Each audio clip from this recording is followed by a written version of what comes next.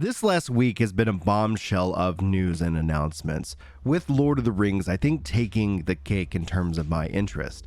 Now, I want to give you guys in this video a dev's perspective why I think Lord of the Rings has a massive opportunity and a massive chance of being a really successful and an MMO that delivers on a lot of things. I mean, it's kind of too early to sit here and break it down individually. But what I want to talk to you guys today about the engine, about the team behind the new Lord of the Rings, and why I think that New World is going to directly benefit this game. But what I want to do in this case is I want to show you guys a lot of the conversation because I've seen a lot of concern. I've also seen a lot of excitement. In the excitement team, we have Guardian and Jason talking about how they're very excited to see. And this is something that they can't wait to see what they ultimately end up doing. That's really the right kind of take. We want to root for good games at every possibility and every opportunity we have. And if you're in the negative camp, there's nothing wrong with that. I get there's a level of healthy cynicism and skepticism that we should bring to these discussions. It shouldn't always be sunshine and rainbows. Blind faith, I don't think, is something that is a good thing to practice. But in the negative camp, we have NS Justin. He does the Nerd Slayer, videos and podcasts. Great guy. Had him on the podcast multiple times. And, and he's in the concern camp. Then, like Ugaf, and sorry if I'm butchering anybody's names, in the comments of the video, talking about how really they didn't really enjoy the combat at New World. And Ready Aim Fire says, let's take, Amazon, who's mediocre at New World at best, and how they've also hurt the Tolkien series with the TV series. What could possibly go wrong there? Paddle Pop says, really hope that they don't use the same engine, which in their case, that's actually, they are using the same engine. And I'm going to talk to you about why I think that's actually a strength that they're going to be bringing to the game itself. James thinks that the team behind it is just passionless. And Chris, in this case, says, never tried New World, but from what I've heard, which is going to be a battle that New World's going to have to fight, they can see why people would be nervous seeing another MMO from Amazon. And that's going to be the case for a long time. It's going to be the case with every game that announces, because it takes years and years and years to kind of build up a level of trust that you would have, and for a team and for a company, as I randomly dropped my phone because I'm getting text messages. Regarding Lord of the Rings, they essentially feel like it's an antique, and it's likely, barely bringing any new players of consequence anymore. I disagree. I think Lord of the Rings has a massive draw, and one from a nostalgic perspective that New World has always been lacking. If you go back in time on this channel, to TLDR it, if you haven't seen or haven't been following the channel for any period of time, the key aspect is that New World is always going to struggle, is always going to have these challenges because of the lack of nostalgia, the lack of any kind of history there. Nostalgia is a big key factor when it comes to MMOs. Not the key factor, but it's one of many key factors. But the key aspect I want to kind of highlight here, where this really is probably the best takeaway that I've seen online, Redwill says, the New World devs did such an amazing job of taking a product that was forced to release way too early after being redesigned multiple times and taking a wholly different fundamental path, full loop PvP, sandbox PvE, and to a code-based Lumberyard that was honestly not very stable or well understood. The New World devs deserve a lot more praise for being able to pull New World from the dead. Resolved all of the main issues that New World still gets memed on for. The devs, if they get this right and they get the right amount of time to cook and take the experience from New World into the Lord of the Rings game, I would 100% play it. And so that's what I want to kind of spend the rest of this video on. And at this point, hello everyone and welcome. If you're new to the channel, my name's Brian. I'm a software engineer. I'm a dev. I'm actually working in Unreal Engine 5.1 right now. I hope that I can show you what I'm eventually working on some point down the line. I do not have an ETA. Note that it is something that I'm excited to share, but I'm excited that actually the devs are using the Lumberyard engine. It's called the Azoth engine for New World. And they've talked about in their announcement that it basically is going to evolve to the Azoth 2.0 engine, which will directly benefit both New World and Lord of the Rings Online. I think it's critical when it comes to these kind of games and scale, especially the teams that are involved with making MMORPGs.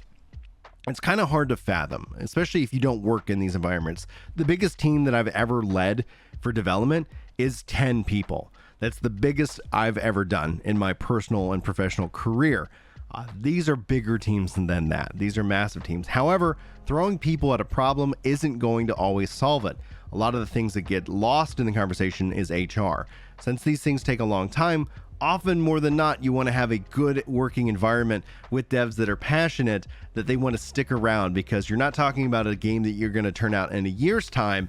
You're talking 5, 7, 10 years of work and development and knowledge transfer that has to happen. And so you have to have the right environment that's set up for it. But not everybody does the one job. It's not like everybody can go and do the art and do the coding and do the networking. You have teams that are dedicated to this. And when you kind of modularize them and be able to let them focus in on the things that they can do and do very well, your engine and everything else like that can also grow and develop.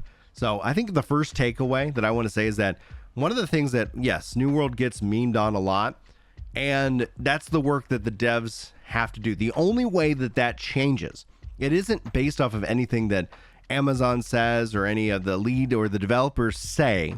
It's all about action. It's all about delivering content and repeatedly delivering content. In fact, if you actually look at the games that come back from the dead or that have these kind of, stories of, fighting against kind of like that mindset, is that they don't sit here and talk and tell you what you're going to do all the time. That is important, but it's about delivering those content updates. Now, I want to talk to you guys a little bit about the reality of game development. I know that's why you're subscribed, for these amazing, detailed, factual-driven takes. But game development is a lot like project management. And if you don't know project management, there are 3 key things you need to have a successful project: time, money, and resources. You have the time to do it, you have the money to do it, you have the resources. If you don't have those 3 in place, you shouldn't start the project, because you're just not going to complete it. Game development is a step up above that. I think the key aspect that is missing from project management to game development is passion. Passion is a key aspect that I think when you look at games, when you look at the games that stand out versus the games that don't, it really is kind of coming down to that passion. Do people care about what they want to make? Now, this is where, in a way, we're going to get into an argument about faith.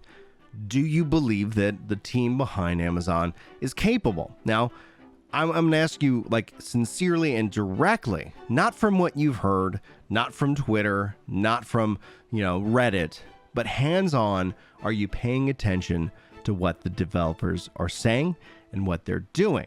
You might not necessarily like a balance update. That's a whole different conversation. We kind of have to, in a way, segment these. We have to kind of silo these into the different aspects of it. For me, everything that I'm seeing that they're doing, everything that every interaction that I've seen them have online, communicate online, whether we end up agreeing on what direction they're going, that's another different aspect of it at all. But the team really does care. At least, if nothing else, they should go get a career in Hollywood, because they're really freaking good actors in that case, if they don't really care. And I think that's an important aspect. And here, what you're going to see from a going forward perspective is, a lot of people think, oh, New World, they're just going to shut it down. Why would you? That, in my mind, from a developer, is the perfect test case scenario for the lessons that you can bring and learn in Lord of the Rings. Here's a couple things I think you should know about me if you don't know these already. I value people who learn lessons highly. Meaning, it's okay to make mistakes. I don't think anybody out there is perfect. I don't think you're perfect. If you leave a rude comment to me, it's not an instant ban. We're going to have a conversation. That's the hope. If you're completely just always irritable, well, then I'm just going to ignore you. If you start attacking people, that's how you essentially kind of lose your ability to talk with me. And then there's always a pathway for forgiveness. You can always DM me over on Discord. We can have a conversation. And if you want to apologize and you want to improve your ways, that's how that works. I say that because it's an important aspect. I want to give people the ability to fail, because we can learn so much through failure. I don't know. I've seen this kind of trend. Everybody's afraid to fail, afraid to show weakness, afraid to be human. That's who we are. It's in the value of, do you learn the lesson? Do you take the feedback? Do you continue to try and become the best version of yourself that you can be? I applaud that. We should celebrate that. That's why when I see gamers really just get mad, oh, a game should come out perfect every single time. Well, it's great when you have that aspect. It's great when a game comes out without problems. But then all of a sudden, again, silo, put in things in their lanes. If we're talking about single player games, 100% agree with you. If we're talking about multiplayer games, well, maybe AI will be able to get us to that hump. I haven't seen a game release, and everybody who counters with a game that's like, oh, this game's great, they're talking about an expansion to a game that's been out for 5 or 10 years. Like, from an MMO perspective, what MMO has launched? Maybe Guild Wars 2, maybe I'll give you that. Even though, like, you still go back in time and at launch, there are definitely problems and concerns. And typically, those things get evened out. And that's happened with New World. And so, for those who are actively paying attention, just like Red basically is, that is, I think, kind of the key aspect here. The engine in and of itself, a lot of people shift into like engine and saying this is what it is, when the real aspect, the real failures of games all fall on leadership. Because when you start to sit here and rack up ideas of lazy devs and that kind of mindset, that's a leadership problem. If you have devs that aren't really there, they're just there to collect a paycheck, get rid of them, get the new ones. There's plenty of people, especially right now with all the different tech layoffs, that are obviously very excited and wanting to go and work and make something really unique, just to have their names in the credits, to do these kind of things that are that differentiate you. And so when it comes down to it, like, to shutter down New World, or to say that New World isn't going to benefit Lord of the Rings, or Lord of the Rings is going to benefit New World, if that ever ended up being true, it would be a real bonehead kind of move, and it'd be one that you would hear me vent about and maybe rant about here on in the internet. Because in this case, they have such a unique opportunity. They have an opportunity to do what New World could never do, and that's bring in a level of nostalgia, bring in a level of lore. They could, at the same time, a risk aspect of that is they don't value that lore. They change the lore. They change that connection that you have to it. But if they, as a team, respect the root of this game, to respect what makes Lord of the Rings great, to then bring in such interesting and visual and sound and the budget and the finances to support the game and the server architecture to support the game, to make it to where that when you step into Middle Earth, you don't really want to leave. Or if you do, that there's always that invitation to come back to the game itself. Oh, I had such a wonderful time taking a break, coming back. Anyway, New World has its work cut out for it. That's going to always be true. That was always going to be true. That's where I think I definitely rub people sometimes the wrong way, or I don't communicate it as effectively, is that everything that is the way it is right now was the way that it was going to always be, because of basically what we're talking about. They changed development so many times. The vision of this changed so many times. I think it's incredible what they did.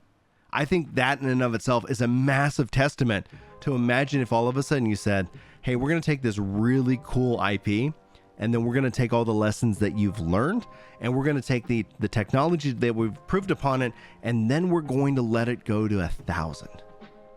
And so for me, I'm absolutely hopeful. Does that mean all my eggs and baskets and all that stuff is in the Lord of the Rings camp? No, I want to see what they can do, right? Again, this is a game of action, not a game of words. YouTubers and content creators, it's all about a game of words in our case. But when it comes to making something, taking something that does not exist and bringing it to life, I'm going to be a champion of that. And I'm going to be a champion of the team as long as they continue to show that passion, to show honesty, to work hard, and to communicate, and then to deliver. And that's something that I think should be celebrated. And that's just my perspective. But with all that being said, I have one final comment here from Seth saying, didn't you say that you had a podcast also in a previous? Wouldn't mind listening to that when I'm driving, LOL. And yes, Epic Loot Radio is the podcast I run. Generally speaking, I publish it about once a month. Sometimes I publish it here in video form, but it's always in audio form for you guys to go and follow, subscribe to, all of that stuff. Everywhere podcasts are found, Epic Loot Radio is there. So if you guys want to go do that, that would be awesome. I hope you enjoy the podcast itself. And thank you, Seth. Hopefully you enjoy the podcast when you're driving and for your listening pleasure. Or you can always enjoy it when it gets uploaded here. I actually run a comment section podcast that is just YouTube specific. And also then we have the Epic Loot Radio as well. So thank you guys so much for tuning in today. Hopefully you enjoyed the video. If you feel like it earns it, hit that like button, subscribe to the channel if you're new, and let me know if you are so I can welcome you to it. If you've officially made it to the secret call out of this video itself, sound off with what you would be most interested in with a Lord of the Rings MMO. Combat, lore, story, is it maybe they're gonna battle each other? I don't know. I'm generally curious as to see what it is, and we'll be sure to cover this MMO here for you as things develop. Anyway, guys, thanks so much for watching. Hopefully you enjoyed the video. Hopefully I'll see you in the next one. But until then, take care.